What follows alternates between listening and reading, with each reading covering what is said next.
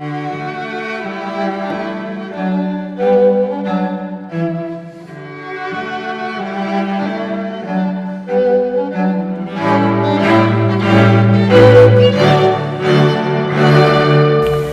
name is Lila Bringhurst, and our family moved here in 1960, so we've been around for quite a while.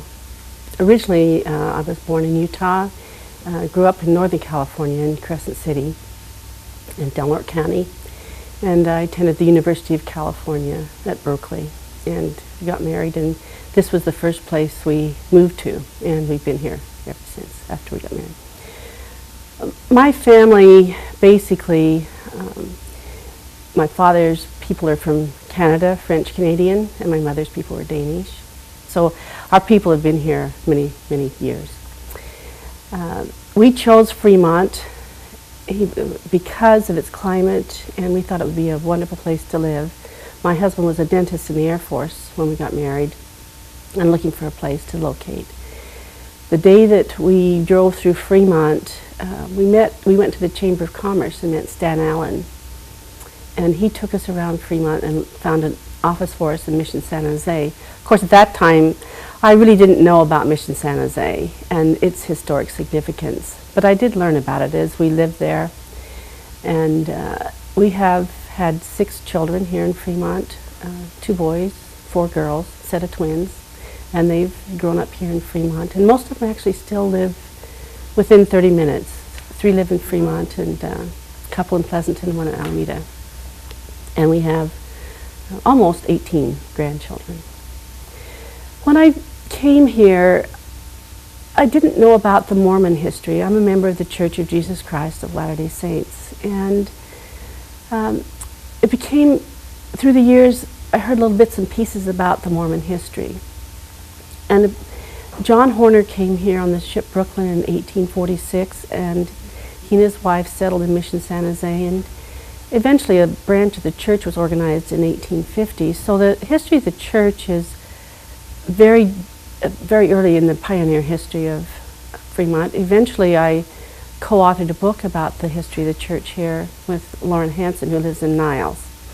He spent about 10 or 15 years and a lot of money researching these early roots. And there's quite a few Mormon pioneers buried in the cemeteries here. Many of them left in about 1858. Brigham Young called them to Utah, but a lot of them stayed on.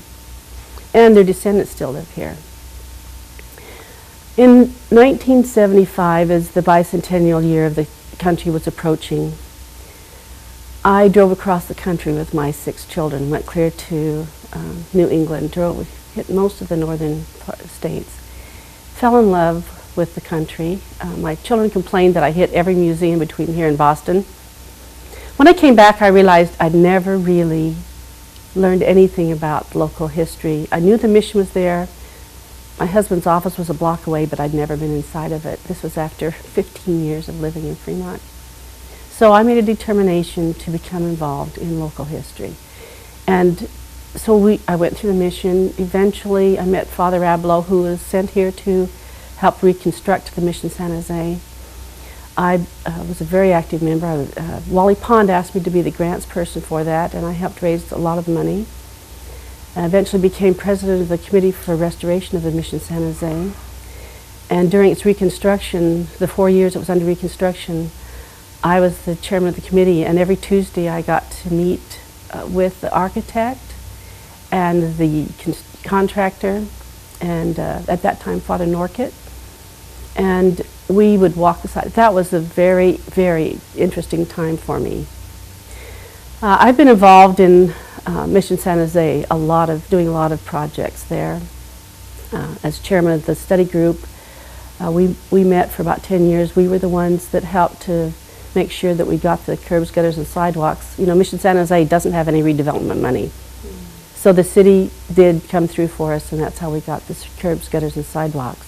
One of the first things that had to happen before the mission could be reconstructed was the moving of the wooden church off the site and the rectory. Those 2 buildings were in the way. Of course, the wooden church had been built on the foundations or above the original adobe church. So I had wanted, actually I'd gotten a grant to move and preserve the wooden church, but that fell through. So eventually I was the one that sold it to a group in San Mateo for $1. In fact, we gave them 50, I think it was 10,000 to move it.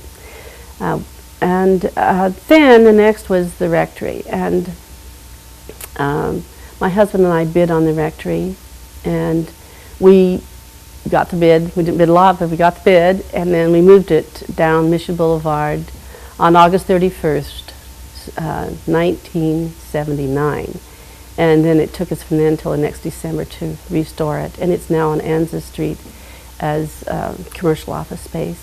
We also restored Dr. Fisher talked us into buying the old A.O. Ricks house in Irvington, and we restored that on site, and it's now Cynthia's Tea Garden.